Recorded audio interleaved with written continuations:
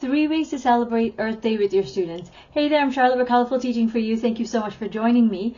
On April 22nd, 2024, which is this year, we are celebrating Earth Day. And this is a really important thing to do with our students because Earth Day allows us to raise awareness about the beauty of the earth and how to care for the environment. Now, a lot of the times what we don't realize is, well, maybe we do realize, is that climate change is really taking a toll on our environment, and it's really important to raise awareness about how to care for it, because it's not going to be us really that has to worry so much, but our children's generation that is going to have to take care of it.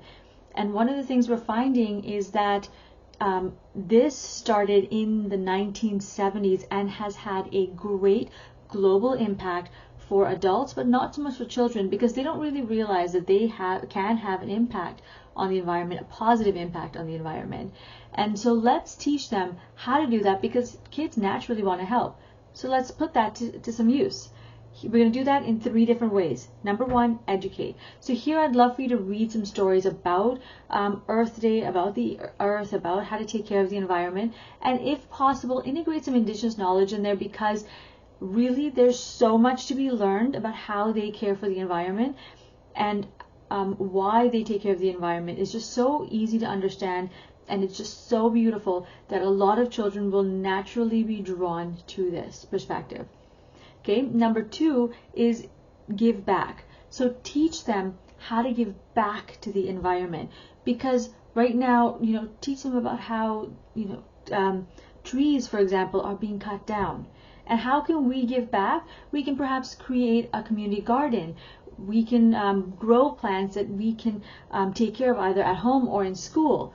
So teach them how to do that. And if you want to create a community garden, or you already have one, that's great. But if you don't have one, you can talk to your principal about that. And if it's not possible, then you can have potted plants lining your, say, windowsill. And not only is it beautiful to look at, but it's great for them to learn how to care for a plant. It's also really good for your just your breathing and just cleaning out the space, because there's just so many kids and so much happening that it's really good for cleaning out your air there. Okay. Number 3 is reduce and recycle. So here we're going to talk first about reduce.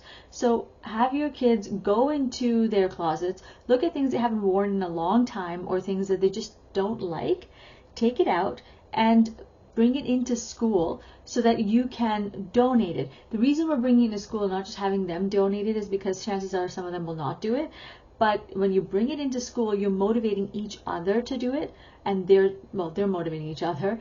But you can also take it a step further and make it a field trip by all of you going, taking all the stuff that they have brought in and physically donating it, so they see where it's going and what the cause is that you're donating toward. Okay. The second part I talked about was recycle. So you could set up recycling bins. I have them in my school. I also have them in my home, where we look at recycling different things. It's not just here's paper recycling. It's paper recycling, plastic, hard plastic, soft plastic, glass, styrofoam. There's just so many different forms of recycling. And then you can actually take it to, if your school doesn't pick it up, you can take it to a recycling depot and recycle. You can take your kids with you maybe once a month or once a week, and you can all go, with parent supervision, of course, to the recycling depot as a fun way, and they can all help you recycle, because kids will enjoy it. And then you can have a little special treat maybe after, I don't know. But you could really make a go of it, a day of it, and enjoy this moment. So let's recap really quickly. We've looked at the importance of celebrating Earth Day and 3 different ways to do that. Number 1 is educate. Number 2 is give back. And number 3 is reduce and recycle. Thank you so much for joining me. If you have any questions, please feel free to message me. In the meantime, remember to create, experience, and teach from the heart. Take care, my friends. Bye.